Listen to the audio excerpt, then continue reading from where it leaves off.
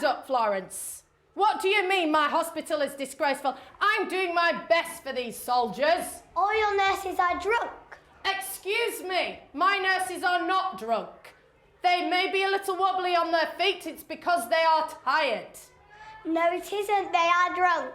Well done, Zoe, that was absolutely brilliant. Went on between Florence... For these Year 2 pupils, this drama lesson is one of the highlights of the week. We get more ideas and it's more fun than just thinking in your head. And when we act it out, we have quite a lot of ideas to write down. At Dallas Community Primary School in Lancaster, drama is an essential part of the pupils' education. Boys do struggle with their writing, and so I wanted to have something in the classroom that helped the boys, and boys enjoy drama. Boys love to talk to each other, they love to get in role, and once they've done that, this can then lead into the writing. And that started me off, and I've obviously opened out to all the other children in class. What we're going to do is we're going to retell the story of Florence Nightingale, and you're going to be using your bodies, and you're also going to be using your voice.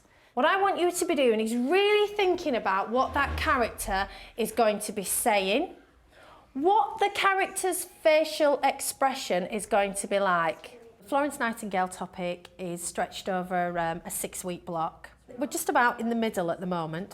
Right. The lesson starts with a warm-up exercise. Up you get. Are you ready? Maths or English?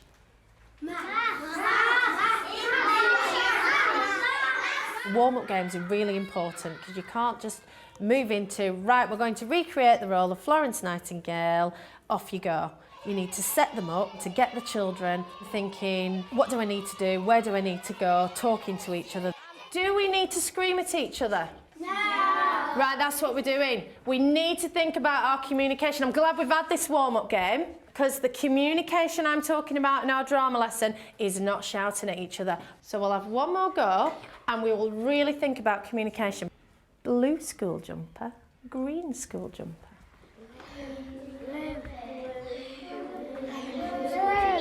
What do you prefer? Yes, which is your favourite? And freeze.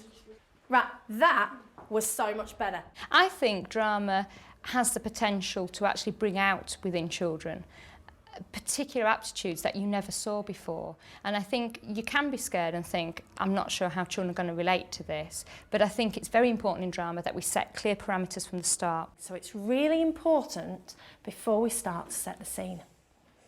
Okay, so I'm going to think first of all about our bodies. So we're going to do this without losing our voices. What's our body going to do to show me that you understand what's happening in the story? Just get yourself a bit of space. I want you to show me what she might have used to get all the way from London to Scutari. Off you go.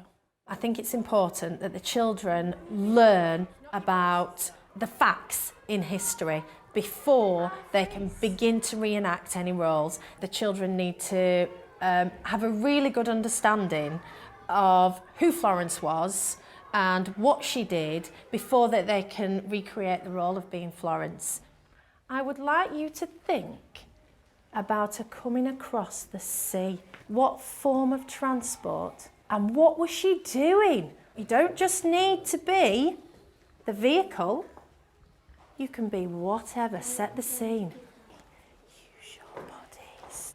Bobby, can you just show me what you were doing? Can you tell me what you're doing, Bobby? Pulling the mast up. Why are you doing that, Bobby? So we can go faster. Why would that make us go faster? Because the wind would catch it and move us. Absolutely brilliant. Nell, now then, Nell, can you tell me? Are you sick? Well, you were being sick, weren't you? Can you tell me why you're being sick? Because the sea gets a bit rough. Can you tell me who you are? Are you Florence Nightingale? Did she get sick while she was in Scutari, Nell? Yeah. She did, didn't she? And she might have got sick while she was travelling on the boat because it was a long journey. I think that's an excellent idea. I think drama absolutely is one of the most inclusive techniques that we have available to us because it makes no assumptions about prior ability. It makes assumptions about setting a context and allowing a child to explore through empathy a situation they may not have explored before. And in that way, it's often a leveller because nobody has a greater ability to adapt in drama than any other person. Right, are you ready? I want you to walk towards Joshua. I work with a young girl called Georgina. She's got ADHD, so she finds it very difficult to concentrate in normal lessons. But when it comes to drama, she's really receptive. She loves doing drama. We can take a book and we'll read a book, and then she just wants to act out what she's read. Georgina, can you tell me what you were doing? I was being a bird. What sort of bird were you being, Georgina? A pigeon. You were being a pigeon. That's absolutely brilliant, Georgina. Were you flying high in the sky? Yeah. Excellent. It's a really good way of getting inside her head. Once she's acted something out, she likes to go over it and over it again. So once she's picked up on something, you can be acting the same scenario out for quite a while until she decides to act another one. But you know that what she's learned and it's in there. So what I'm going to do now is I'm going to split you into groups and you're going to retell the different parts of the story in your group. You're going to think about what your body's doing, especially your face, and you're also going to think about the noises that you might need to make, okay, because that's very, very important. I really want to go, Dad. You can't blame me if all the soldiers are really... You're not going. I can go. The soldiers are all dying. I'm Florence Nightingale, and I'm really sad because my dad won't let me go because he said it's really dirty. Florence Nightingale's sister. I think she could go, but she would have to look after them. I think she's not allowed to go because there's rats and mouses and spiders, and you don't want her to get dirty. What was happening on that battlefield, Ronan? Dying. Soldiers were dying. Soldiers were fighting. I want to see that reenacted. I want to see the battlefield. I want to see what was happening there. I differentiate by walking round and questioning the children. So you're one of the soldiers, you're fighting in battle. Have I got in this scene any wounded soldiers?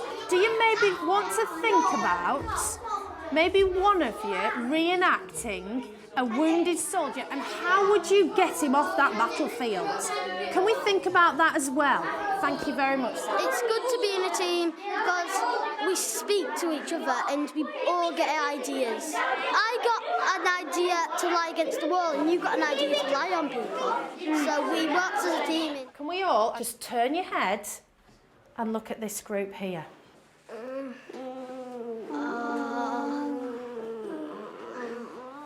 Can you tell me, soldiers, what it is that you're moaning about? And we are feeling sick because of the bad conditions. Can you tell me just one thing that's bad about the conditions? We have to sleep in dirty mattresses. I'm going to become Florence Nightingale. Can I hold your hand? Oh, have you been awake all night? You have? If I go and get you some cool water and I put it on your head and on your cheeks, I think that's going to bring your temperature down.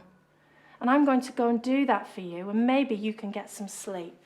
And that's what I want to see you do, Florence. You talked for them all the way through the night. So I'd like to see you doing that when we set off again. Well done, this group. One of the challenges of setting up drama with children is that you're changing the perception that they have of a teacher and a teacher's role. So I don't think it is something you could just delve into and immediately expect that the children will accept that the teacher who was always lovely to them on the carpet and said things in a particular way and had certain expectations has suddenly lost the plot and decided to do something completely different. And that needs explaining to the children they need to understand, and they also need to have a mechanism to be able to say if they're not comfortable with the situation. And I think as long as those parameters are set, then it works well. I think that face is fantastic. Why have you got that face? Because I'm so cross with them, because they said my hospital is disgusting and dirty. Can I just listen to the conversation that's happening? This hospital is disgusting and disgraceful. How dare you say that? This is my hospital and I want to treat my soldiers this way. Well, the bedding hasn't been changed at all, has it? Well, I think That's okay, that's okay. Keep going. You think your soldiers are what? Do you think that you've treated them well? You tell her that. You tell Florence that. How dare she come to your hospital? How dare you come to my hospital? You should go straight back where you come from. Those children who are a little bit intimidated, I do a lot more thought tracking while the other children are experimenting together so that they feel they are performing to me but not necessarily performing to the rest of the class. And it's very important that they do have a go. Can I come over to the role play area?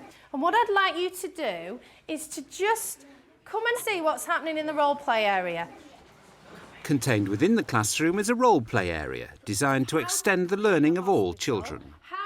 So if you have your able and talented group that you'd like to go in the role play area, it's important that you put a scenario in there that they need to think about.